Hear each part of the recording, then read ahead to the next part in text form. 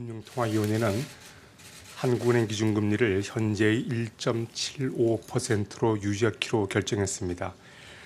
그 배경에 대해서 간략히 설명드리겠습니다.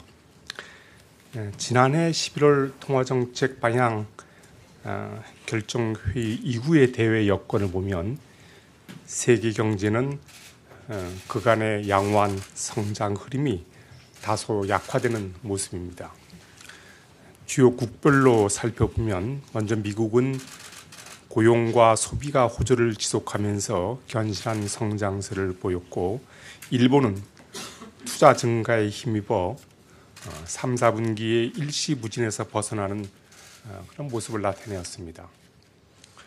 그러나 유로 지역은 자동차 배기가스 규제 여파가 이어지면서 회복세가 다소 미흡하였고, 중국의 경우에는 지난해 4, 4분기 중 성장률이 6.4%로 낮아져서 경기 둔화 흐름이 이어졌습니다. 반면에 아세안 국가들은 양호한 성장세를 이어갔습니다. 국제금융시장에서는 지난 12월 중 글로벌 경기 둔화에 대한 우려가 증대되면서 가격 변수의 변동성이 크게 높아졌습니다. 그러나 금년 들어서는 미 연준의 금리 인상 속도가 약화될 것이라는 전망이 확산되고, 미중 무역 협상 진전에 대한 기대감이 높아지면서 변동성이 다소 완화되었습니다. 그에 따라 주요국의 주가와 금리는 하락 후에 반등하였고, 미 달러화는 약세를 보였습니다. 국내 실물 경제는 꾸준한 성장세를 나타내고 있습니다. 설비와 건설 투자가 조정을 받고 있지만 소비가 완만한 증가세를 이어가고 있습니다. 그간 호조를 이어온 수출은 국제 유가와 반도체 가격 하락의 영향으로 금액 기준으로 12월 중 감소를 나타내었으나 물량 기준으로는 증가세를 지속하였습니다. 앞으로도 지난해와 비슷한 성장 흐름이 유지될 것으로 예상되지만 성장 전망 경로상의 불확실성은 높은 상황이라 하겠습니다. 소비자 물가는 석유류 가격 하락의 영향으로 지난해 12월 상승률이 1.3%로 둔화되었습니다. 그리고 식료품과 에너지 가격을 제외한 근원 인플레이션율도 1% 초반에 머물렀습니다. 앞으로 소비자 물가 상승률은 당분간 1% 수준에서 등락하다가 점차 높아져 하반기에는 1%대 중반을 나타낼 것으로 전망하고 있습니다.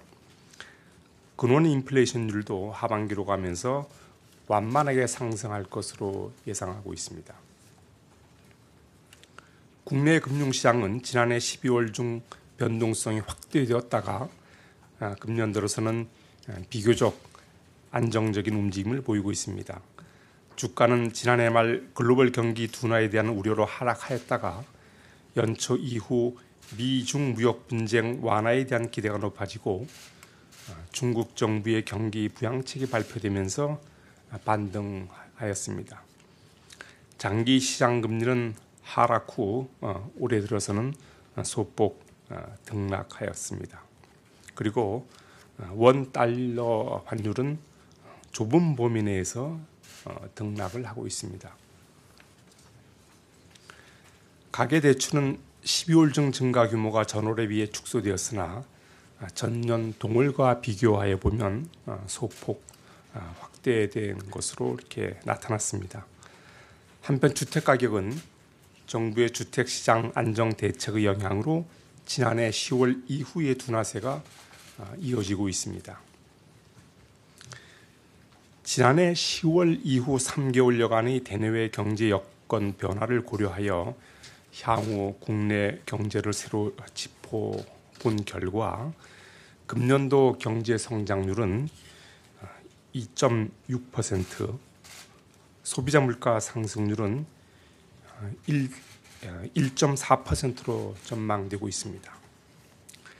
글로벌 성장세 약화를 반영하여 금년도 성장률 전망치를 소폭 낮추었지만 전체적으로 보면 지난해와 비슷한 성장세가 이어질 것으로 보고 있습니다.